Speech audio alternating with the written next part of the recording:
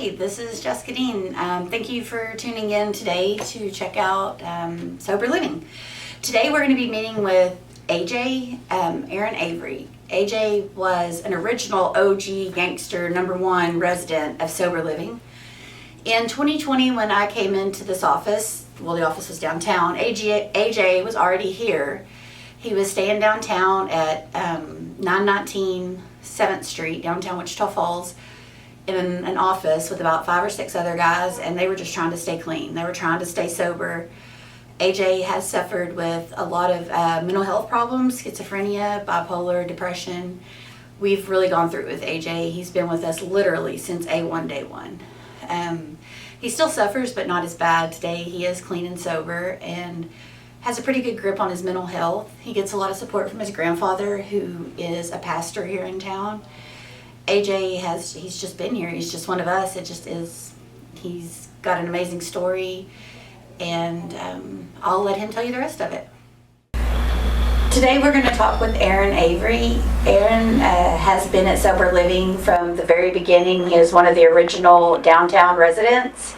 He has been through several years of growing and stretching and learning what it takes to manage his addiction, his alcoholism, and also his mental health. Aaron's not your typical addict or alcoholic that comes through the door. He also suffers with a lot of mental health problems, which also add to the trauma and to the things that he's had to go through. Aaron's had a lot of loss in his life. He's lost his mom, and he's gone through a lot of things, and we are family to him. Aaron, would you like to introduce yourself? Hey, I'm Aaron, aka AJ. I've been struggling with addiction since the age of 13. It started with sleeping pills. Me and my friends used to take them for fun to see who could stay up the longest, and then it went to weed. Whenever my family would have cookouts, there would be doobies in the ashtray, and I would sneak some and take them with my friends, and we would hit them and stuff. And then when I got into school, I started drinking alcohol, and I would try to numb the pain of my anxiety by drinking so much to the point where I would pass out and puke. So my addiction it was taking over my life and took a toll on me. But with the Lord, He's delivered me from drugs. He's still working on me with my anger and stuff. Whenever I had lost my mother, she told me that her favorite animal was an owl, because owl meant new beginnings. And then I had ended up getting locked up, and there was a man speaking from the Holy Spirit, and he told me 5 things that, I was sitting in a jail cell, and something told me to go up to the front to see what he was talking about. And he said February 22nd, and I ignored him. He said, February 22nd, who is that? And I said, that's me. He said, what is that to you? I said, that's my birthday. And he looked up and told me 5 things that the Holy Spirit was telling him to tell me. And one of those things was that I would be restored that year. So it was around June or July, my best friend's birthday. She had a party at her house, and I was walking to her house, and the part of the road where bicycle trails go, I was walking, and I stopped and said a prayer, and I said, Lord, 2000, whatever year it was, it's fixing to be over. I want to be restored. And I kid you not, as soon as I opened my eyes from that prayer, there was a metal cross on the ground, and I picked it up. And then I got to the east side, and I was using animals, how I should react to my surroundings, because I believe animals pick up on energy, So the very first cat I witnessed was calm and collective, so I wasn't really worried about my surroundings. The next one kind of had a hunchback and was walking really cautiously, so I decided that I need to be cautious and be more alert. So I was doing so, and then it came to about 1:30 a.m. at night, and it was raining, and I was looking to my left and my right, my left and my right, and I looked to my left one more time. And then when I looked to my right, there was a black cat sitting in arm's reach distance of me. And I hopped up and I said, heck no, I gotta go. And they started laughing at me because they thought I was being superstitious. But I took that as a sign that God was telling me I wasn't being as alert as I thought I was being. So I walked home, and everything seemed enhanced, my senses. And I was walking down the same road that I had said the prayer on. And then I hear this owl screech, and it starts swooping me, and I just see a brown stuff swooping in front of my face. And then I took off running home. And remember, my mom said that mean new beginnings. And that night I went to bed. And the next morning when I woke up, the sheriffs were standing over me. And they said the bondsman went off my bond. So I was going to jail that day. So they took me to jail, and I stayed in the bed depressed for 2 weeks because my mother had 2 months to live with cancer. And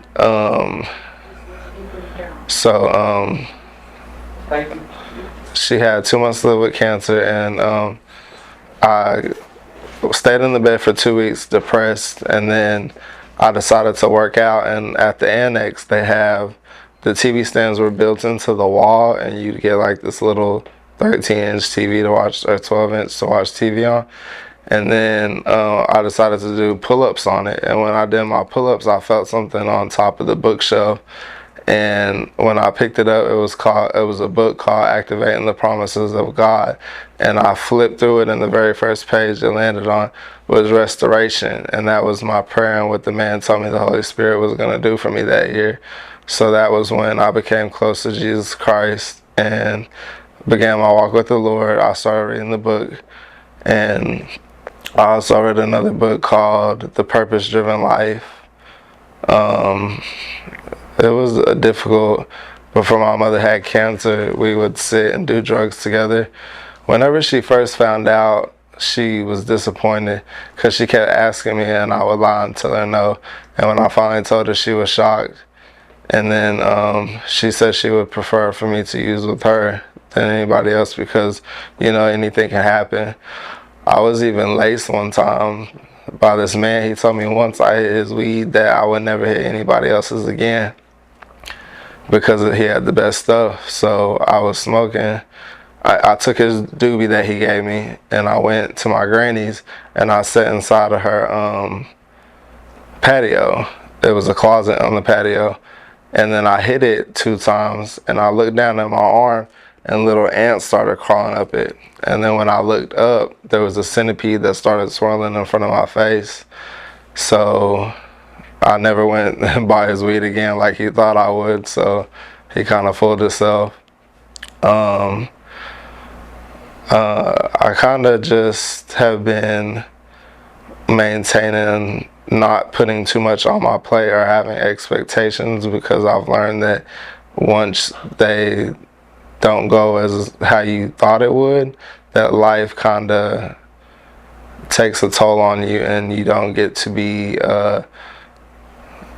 life doesn't work that way. So you just kind of have to go with the flow and take it one day at a time in your recovery, because it didn't happen overnight, so it takes a while to reach your full potential and trust the process that you're going through.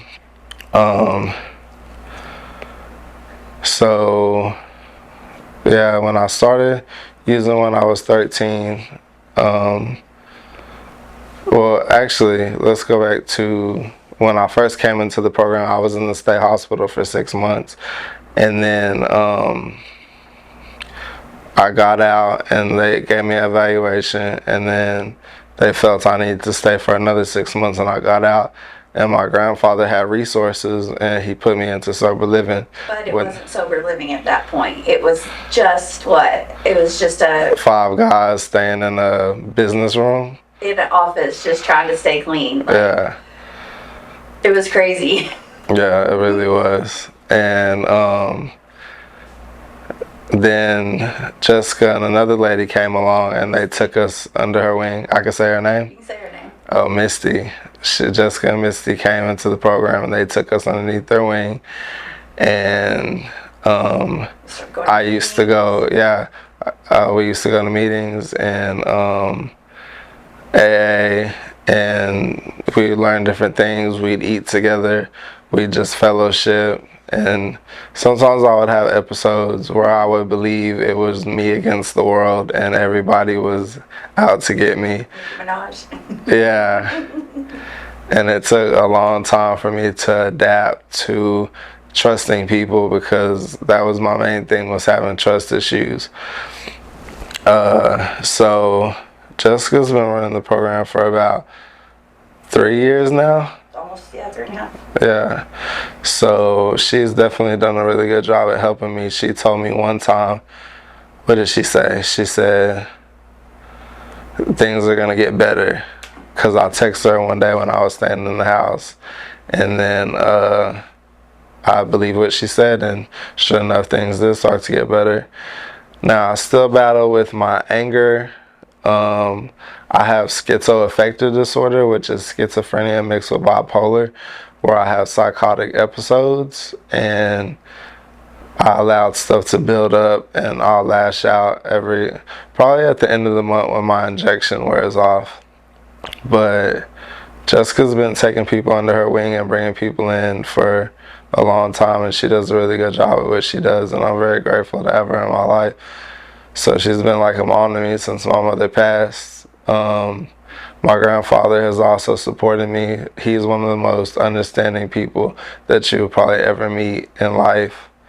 You could talk to him about anything and he won't judge you, so I'm very grateful to have him in my life. AJ, you tell our audience, and he's right, like towards the end of the month, AJ will be like, Mom, I'm tripping, like I just need to come to the office, and like he'll just come up here and we'll hang out all day. You know, whatever it takes to get him through it. But AJ, I've known you since January 2020. Tell our audience how many times we have moved your address.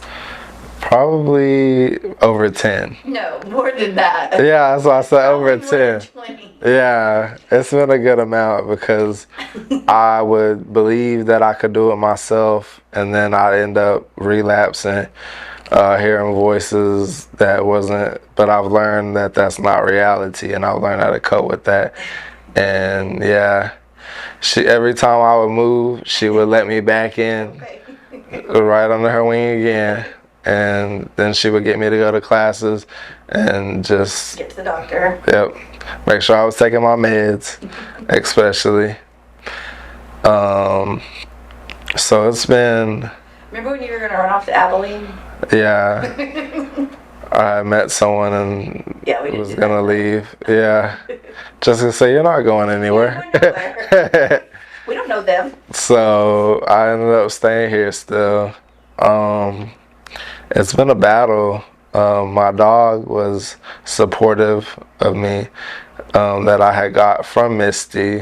Her name was Mama Girl, what I named her. She was pregnant, and she had, I believe, 8 babies, and I was going to keep one, but I ended up giving it to the neighbors.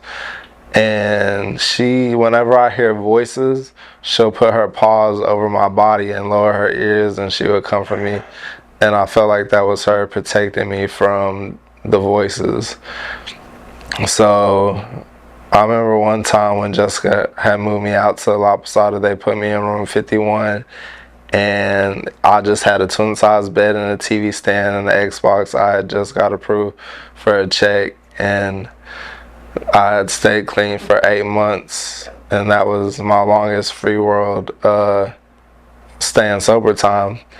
So with that, I believe this time I'm going to get it right, because it's not nothing I crave anymore, and it doesn't even numb the effects of drugs. So people that are struggling with addiction should just put their trust in the Lord and reach out for support, because there are people who care and will help you get through the struggle that you're going through. And also whatever your religious belief, that will help you and guide you through the process and just maintain your life. And if you have my little brother, he is sort of struggling with addiction, and he's angry with God. I'm not sure if it's because he doesn't know his dad and our mother passed and our granny passed, but he's been using pot to kind of cope with that, and he got to a point where he couldn't talk to me. And it's almost been a year, but he sent me some money on Cash App. So because I had thought it was something I did, because my family was sort of dysfunctional. So I learned my granny and uncle raised me, and they were kind of mentally abusive. So when my little brother was born, I kind of thought that was the way of life. So I was mentally abusive towards him. And I had apologized to him and explained to him, because I was like, bro, do you remember when I used to be mean to you? And he said, yeah. And I said, well, that was because I didn't learn how to love. And I had to find that love, because it's very important to give that to people, because it's the medicine of our life. And he accepted my apology, and I'm just praying that he gets through his addiction so we can break this together and strive in life. I'm currently 15 days clean because I allowed my anger to get me caught up again. I was angry, and this guy came to my house at the wrong time talking about he needed to use the restroom, and he ended up having some marijuana, and I hit it. So, and then when I was sitting there, I was like, man, this don't even have the effect of enjoyment. So I believe I'm really going to put it behind me this time, and hopefully get it right, because I have people counting on me that miss the old me. And hopefully, after, they say it takes a year for your mind to return back to its normal state, because supposedly I have the mind of a 13-year-old still, because when you start using drugs, that's when they say your mental state stays the same. So yeah, but it's been a long journey, and I'm grateful for the experience. Like, sometimes I want to give up, but I remember one time I was staying, when Jessica brought me back into the La Posada again, which is now called the Casa Falls. I said, I wonder where God is. And I heard a voice say, I'm right here with you. So it threw me off, but God is unexpected, and he will do tremendous things for you. So I just believe that he'll always be with me through my journey to prosper and strive in life. Me and my grandfather, we've been getting along. He stuck by my side through a bunch that people probably would have walked away from me a long time ago. So is Jessica Dean. But they never gave up on me, so I'm definitely grateful to have them in my life. AJ, you've been through every single one of the sober living houses, haven't you? Yes. You've literally lived in every. We tried co-ed one time. You lived in the women's house, remember? Yep. Like, AJ has been, we've probably had 10 sober living houses. He's lived in every single one of them. So you've watched the struggle. You've watched when we didn't have anything. Right. Today to be able to have the women's home, the beautiful house, a new office and stuff. Yeah, Jessica has brought it a long way. AJ, it's God. You know that we keep God in the middle of every bit of this. Right, put him first. AJ's been through the struggle with me, for real. Yeah. It started out where she would just have workers make phone calls. They would bring in donations such as clothes, furniture, beds, and she got it all made for us. It was a hustle. That was when we were staying in, what was it, 1917? I mean, 917? Or 919. 919. And I had a little room, and it was just a little shack. 921. Oh, that was 921? Yeah. Right, yeah. We can go get some film of that. So, when it very first started, it was me, Ron, Damien, some guy named Coy, and I want to say a guy named JP who had a dog. And Coy out. yeah, because he was stealing from the food bank. He stuck some peanut butter crackers in his pocket. Yeah, everybody was tempted to do it, but he was the only one who actually did it. Yeah, Jessica was like, that was your last strike. So Currently, I go through Helen therapy.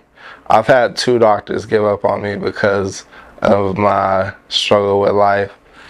Um, so one of them told me I had too many issues for him to deal with and he could discontinue being my doctor. I was still grateful that he was my doctor because, he helped give me advice and listen to me. So currently I go to Helen Therapy where I have my counselor is Andrea Gomez. She's one of the most knowledgeable people who understands almost just like my grandfather.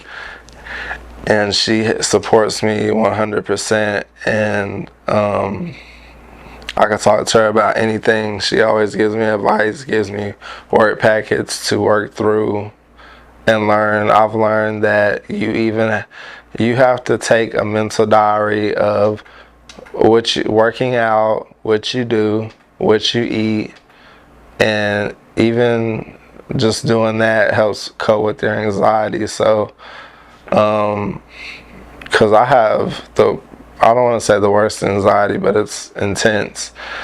I have ADHD, ADD combined type, and the schizoaffective disorder. I take medications for all of them and they keep me stabilized on my mood.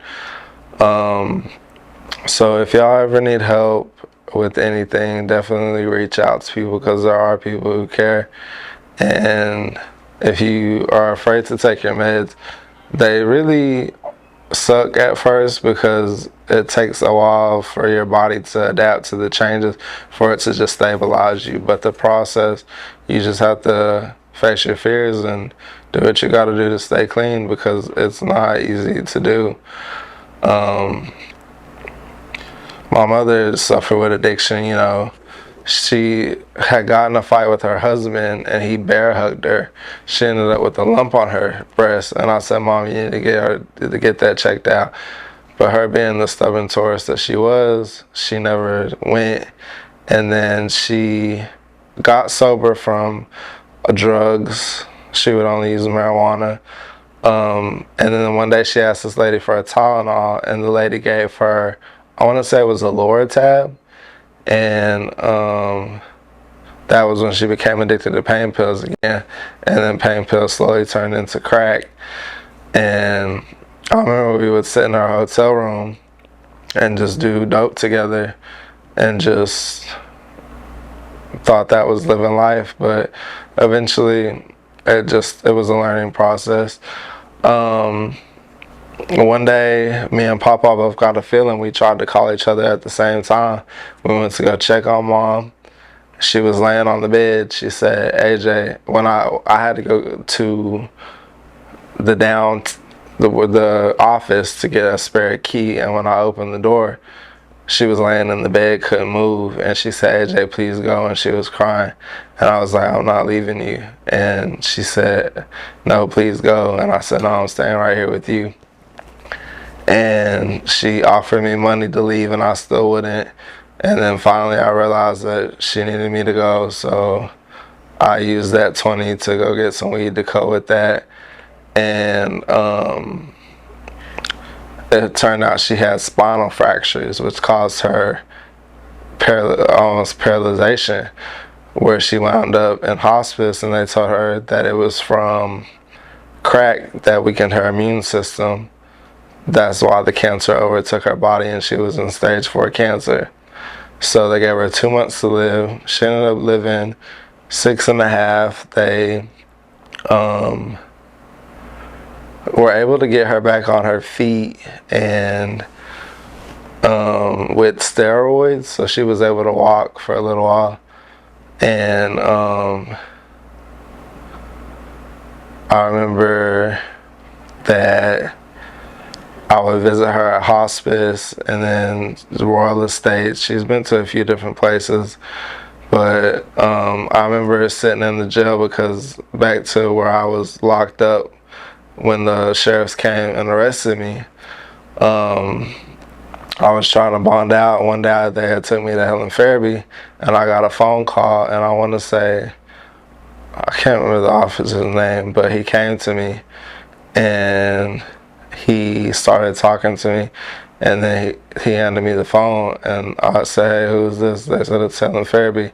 And because I was the first child over 18, I had to answer. I had to make the decision about my mom's health. And I remember when we first found out she had cancer, she wanted her dad to make the decision.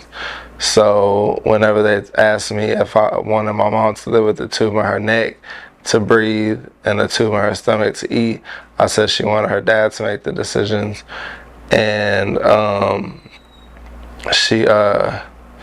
guess he made the decision to not have her suffer anymore. So I didn't know what decision he had made. So when I went back, when they took me back to the jail cell, I had called my granny, and she was like, did they tell you what happened? And I said, yeah. She said, I'm surprised they told you. And I said, yeah, whenever mom is out of sedation, because when you're on cancer, they keep you heavy on morphine. So she is always sedated. I said, whenever mom wakes up, can you read her letter? She said, AJ, she passed. And I kid you not, the phone said, thank you for using Global Telling, and hung up. And I went to go cry, but I couldn't. And tears just built up in my eyes. And then I walked to my bed and covered up, and the tears just wouldn't fall. So the next day I was playing spades, and I picked up my hand, and I had an ace and a jack of hearts, and it said AJ, and I felt this warm presence over me. And I kept seeing this little star, like, you know, when you get dizzy and see stars, but I would only see one, and it pops up every once in a while.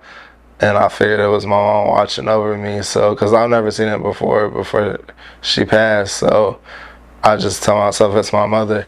Then when I went to state jail, I read a book that said, it was called Perception Deception. And the book says, it's a quote by Leonardo da Vinci. And it's, he whose gaze is fixed on a distant star, all obstacles he faces yields a stern resolve. So, you know, that just means my mom is with me, and I'll triumph over all the difficulties that I face. And I continue to trust in the Lord Jesus Christ. And I don't know where I would be if I hadn't have found Jesus Christ and that restoration book, because it has been a long journey. One time I walked to my mom's hotel room, and she said, AJ, you're walking with Satan, aren't you? And I looked at her. I said, how'd you know that? She said, you're my son. So mom knows you best. So that was my journey to not want to do drugs anymore, to where I can make my family proud, and hopefully one day be able to work with Jessica if it works out. So hopefully I get it right this time. AJ, what's something that you feel is important about sober living and the way that they allow you to find your own path to recovery? Like going to different classes or going to different churches. Did that make it, was that a big deal? Like, it definitely was. Make your own choices? Right, yeah. The classes help you realize that you have people to fellowship with, and dealing with others. You get to eat with them, be with them, and there are times where you need somebody to be with you, and they help you just cope. You know, you have others who are struggling just like you, so you don't have to do it alone. It's been 30.